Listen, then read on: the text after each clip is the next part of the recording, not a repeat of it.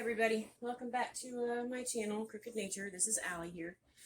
I am sterilizing some scissors, and I am going to talk about and trim off dead bits and pieces from this just gorgeous silver band Maranta here.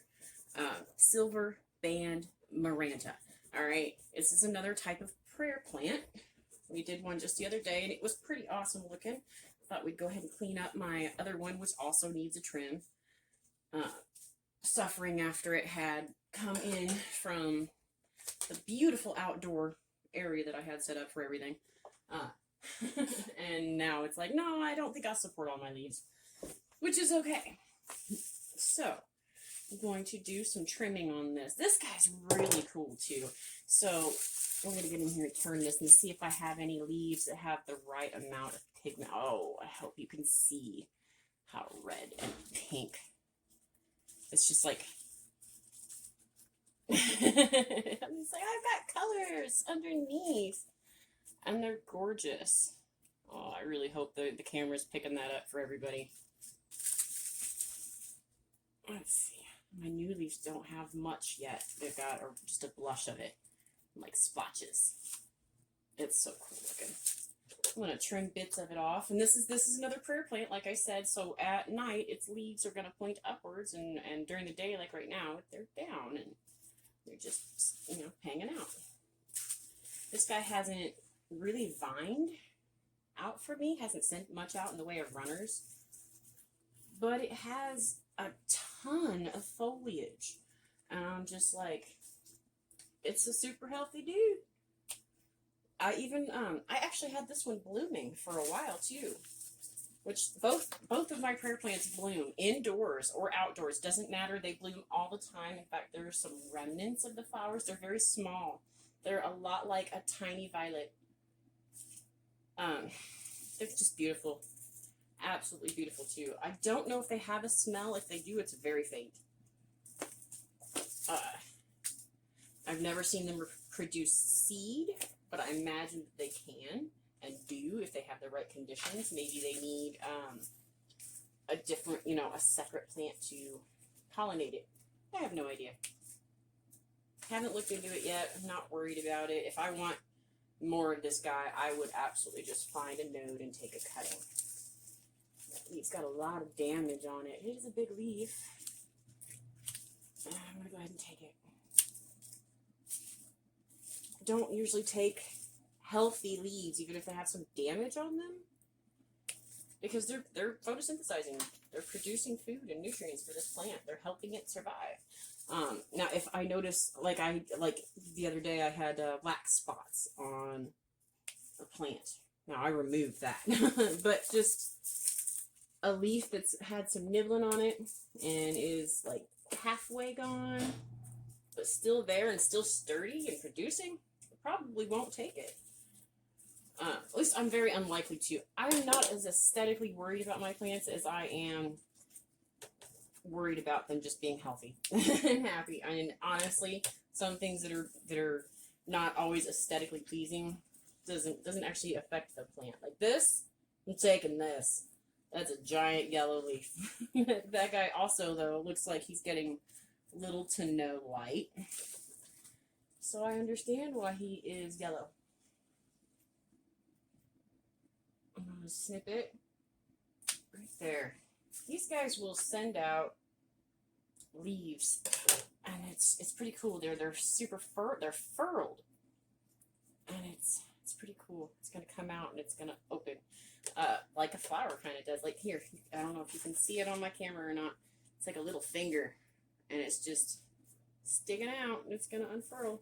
It comes off from the base of the other leaf, just like most other things, but it's almost like it is trying to flower, which is still really cool. And like I said, the flowers are tiny, though. In fact, I am pulling off tons of tiny dead flowers right now.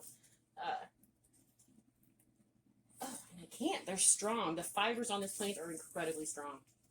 I've always noticed that. This plant or my other Maranta, they're very, very strong. Which is pretty cool.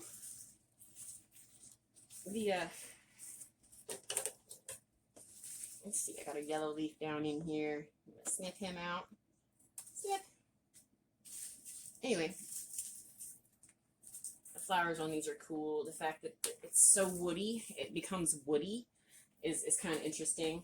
It's not a tree, but it's also not a bush. But I guess if it was happy enough and healthy enough, maybe it would bush. It kind of, this thing, I don't know. This thing is interesting just because it hasn't vined out yet. I mean, I guess maybe its soil is really good for it.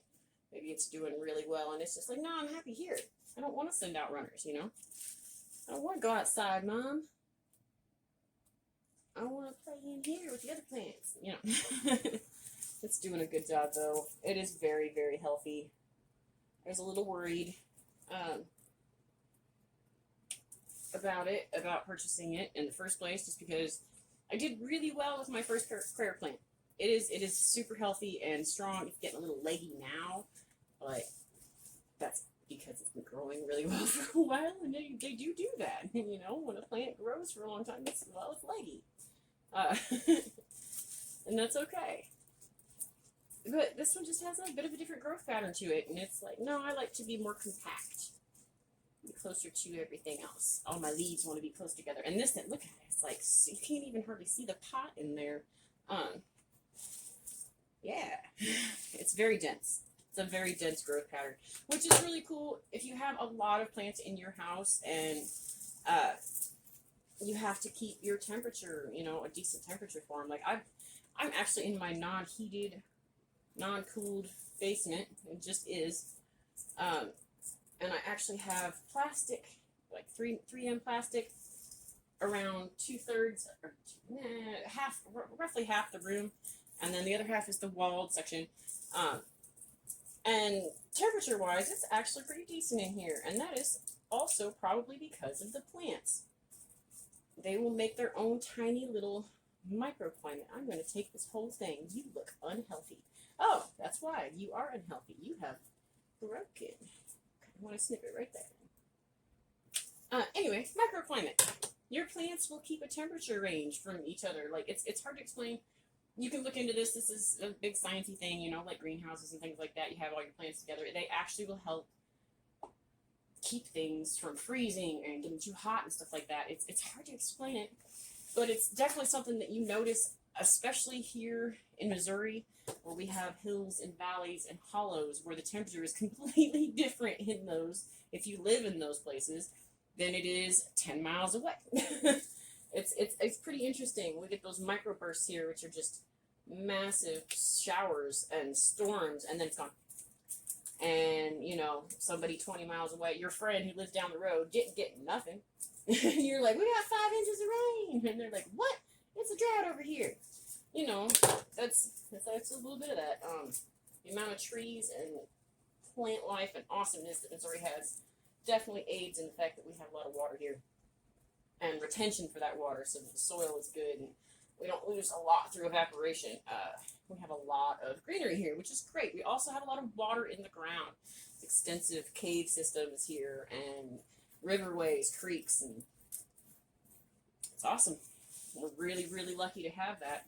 A lot of places in the world do not have that, and I've traveled around the United States a little bit, not a lot, and I didn't enjoy myself. It smelled, and I know that that's probably not proprietary, but like, you know, I'm biased. I love Missouri. It smells different there, but honestly, it wasn't even that. I had so many allergies and so many problems in other states, chemical allergies, and I could tell that's what was going on because of the way my nose hurt so bad, and that's a horrible thing. I have chemical sensitivities, and there's a lot of air pollution.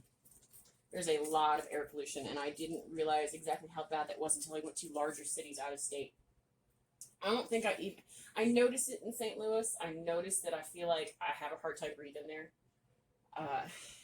And that it's probably just an extreme concentration of exhaust and carbon dioxide and other things in the area, which kind of sucks, especially for people who do live there and have to breathe that. And you're like, we struggle with asthma, and maybe it's not just asthma. Maybe you're having a hard time breathing because the air is bad, and that really sucks, thinking about stuff like that.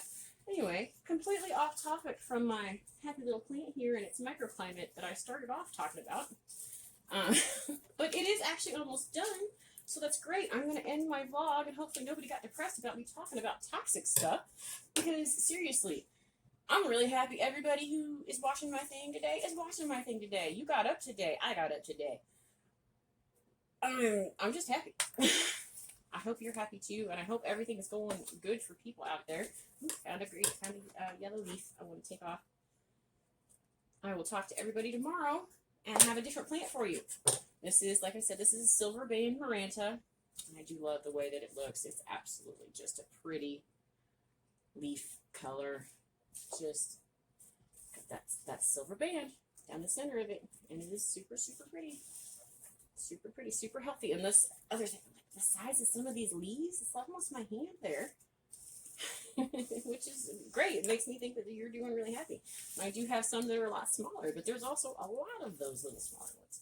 You guys are dry. And my pot is light. I bet you it needs a good amount of water. Oh yeah. It's dry. Okay. Happy Vlogmas, everybody. I hope you're having a good day.